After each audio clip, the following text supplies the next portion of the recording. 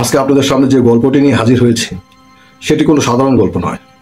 আজকের গল্পটি একটি অমীমাংসিত রহস্যের গল্প। আজকের গল্পটি একজন কিংবদন্তির গল্প।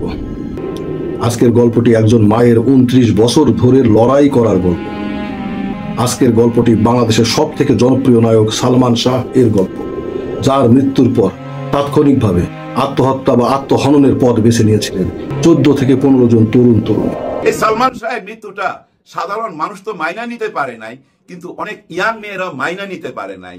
আপনারা জানেন 13-14 জন আত্মহত্যা করছে সালমান শাহের জন্য। অনেকে আত্মহত্যা করতে চাইও করতে পারে নাই তাদের মা বাবার কারণে। ছোটবেলা থেকেই শাহরিয়ার চৌধুরী ইমন তথা সালমান শাহ নানাবিধ সাংস্কৃতিক কর্মকাণ্ডের সাথে যুক্ত ছিলেন। 1982 সালে ইমন ছোটদের খবর শিরোনামে এক সাংস্কৃতিক অনুষ্ঠানের মাধ্যমে টিভি পর্দায় হাজির হন। পরবর্তীতে 1984 সাল হতে তিনি নিয়মিত মডেলিং করা শুরু করেন। 1985 সাল থেকে তিনি টিভিতে নাটকের কাজ শুরু করেন এবং নিয়মিত নাটক করা শুরু করেন। 1990 সালে 12 জুলাই চট্টগ্রামে একটি ফ্যাশন শোতে অংশগ্রহণ করতে যান শাহরিয়ার চৌধুরী ইমন। সেখানেই তার একটা মেয়ের সাথে দেখা হয় এবং প্রথম দেখাতেই তিনি মেয়েটির প্রেমে পড়ে যান। সেই মেয়েটির নাম হচ্ছে সামিরা। এই সামিরাই সালমান শাহের স্ত্রী।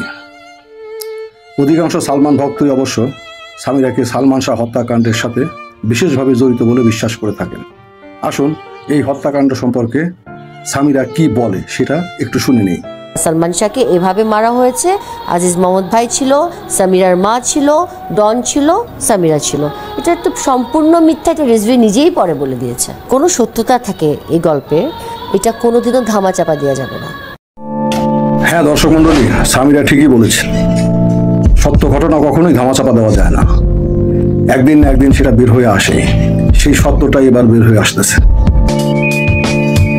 ইমন তথা সালমান শাহ এই সামিরার প্রেমে এতটাই মজে ছিলেন যে পরিবারের সম্মতি না থাকা সত্ত্বেও তিনি একাই সামিরাকে বিয়ে করে ফেলেন। অতঃপর সামিরাকে সঙ্গে করে ইস্কাটনের একটা ফ্ল্যাটে তারা বসবাস শুরু করেন। এই সময় তিনি টিভি নাটকের সাথে যুক্ত ছিলেন।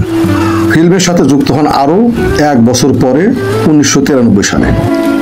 কিয়ামত থেকে কিয়ামত ছবির মাধ্যমে বড় পর্দা বা সিনেমায় অভিষেক হয় সালমান শাহ এর। কিয়ামত থেকে কিয়ামত ছবির পরিচালক সোহানুর রহমান সোহান তিনি শাহরিয়ার চৌধুরী ইমনের নাম পরিবর্তন করে সালমান শাহ রাখেন। প্রথম ছবিতেই বাজিমাত করেন সালমান শাহ। কিয়ামত থেকে কিয়ামত ছবিটি সুপার ডুপার হিট হয়। এই সময় ছবিটি প্রায় 8 কোটি টাকার ব্যবসা করে, যা বর্তমান সময়ে প্রায় 100 কোটি টাকার সমতুল্য। ছবিটির গানগুলো সেই সময় মানুষের মুখে মুখে ঘুরতে থাকে।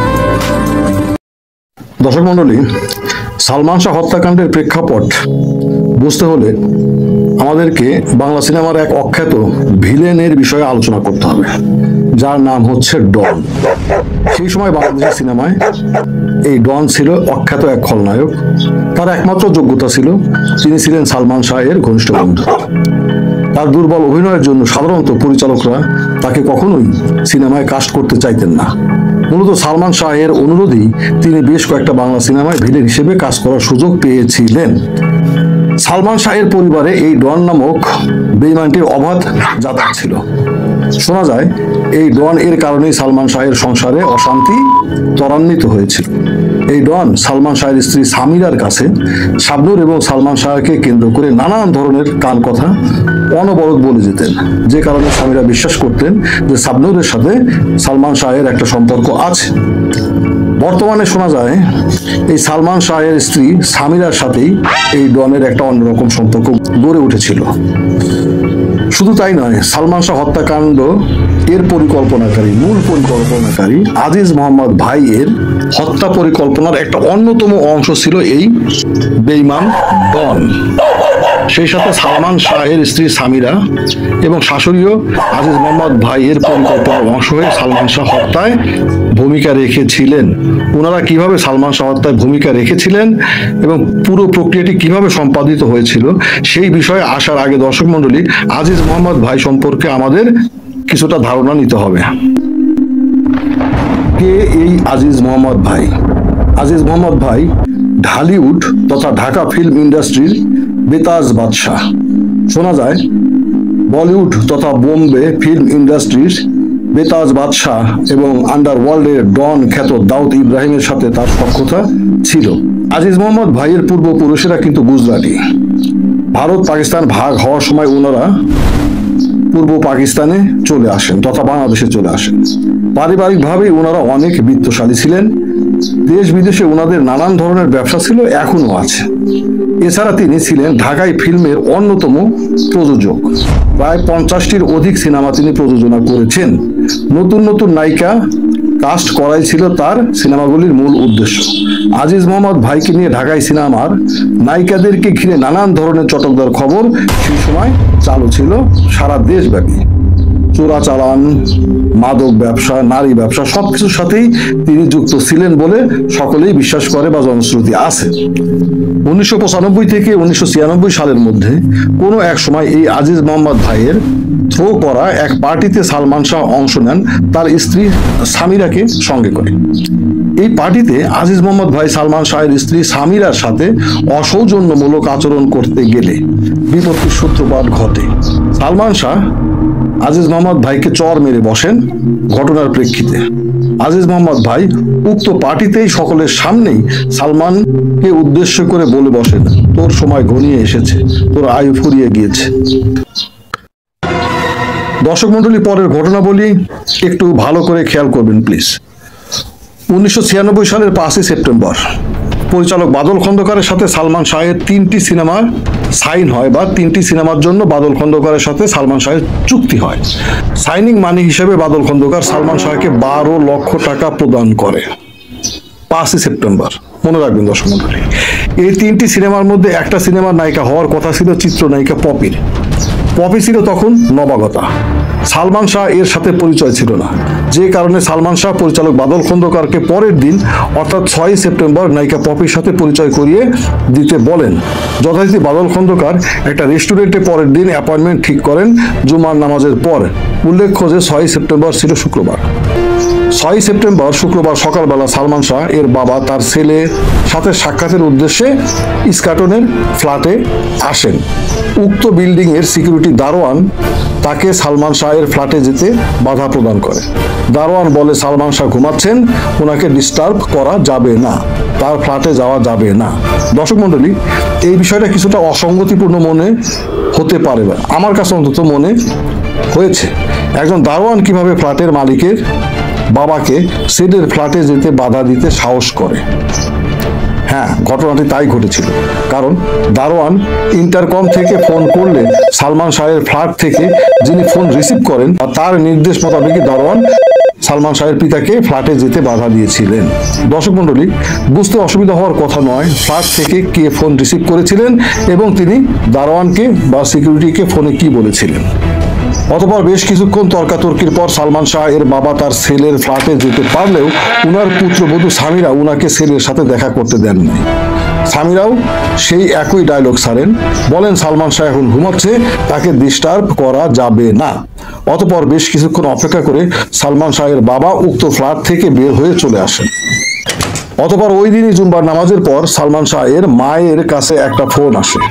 ফোনে জানানো হয় সালমান শাহ অসুস্থ হয়ে পড়েছেন, তারা যেন দ্রুত চলে আসেন। অতঃপর সালমান শাহের বাবা মা সালমান শাহের ফ্ল্যাটে গিয়ে দেখেন যে বিছানায় তাদের ছেলে নিস্তেজ হয়ে পড়ে আছে, আর সামিরা সালমান শাহের পাশে বসে আছে। আশেপাশের কিছু মহিলা সালমান শাহের হাতে পায়ে তেল মালিশ করতেছেন। এরপর সালমান শাহের বাবা মা দ্রুত ছেলেকে পাশের একটা ক্লিনিকে নিয়ে গেলে কর্তব্যরত ডাক্তার তাকে মৃত ঘোষণা করে। কিন্তু সালমান শাহের মা ডাক্তারের কথা বিশ্বাস করতে পারেন না, যে কারণে সালমান শাহের বডি ক্লিনিক থেকে ওনারা নিয়ে যান ঢাকা মেডিকেল কলেজ হাসপাতালে। সেখানে কর্তব্যরত ডাক্তারও সালমান শাহকে মৃত ঘোষণা করেন। এই দিনই সালমান শাহের বাবার কাছ থেকে জোরপূর্বক লিখিত নেওয়া হয় যে এই মৃত্যুটি অপমৃত্যু। পরবর্তীতে যেটাকে আত্মহত্যা হিসেবে চালিয়ে যাওয়া হয়েছে। আত্মহত্যা না হত্যা? দর্শক মন্ডলী, আত্মহত্যা হচ্ছে একটা পরিকল্পিত হত্যা, কিন্তু সেই হত্যাটা হচ্ছে নিজেকে নিজে হত্যা করা, অর্থাৎ পরিকল্পনা ছাড়া আত্মহত্যা করা যায় না।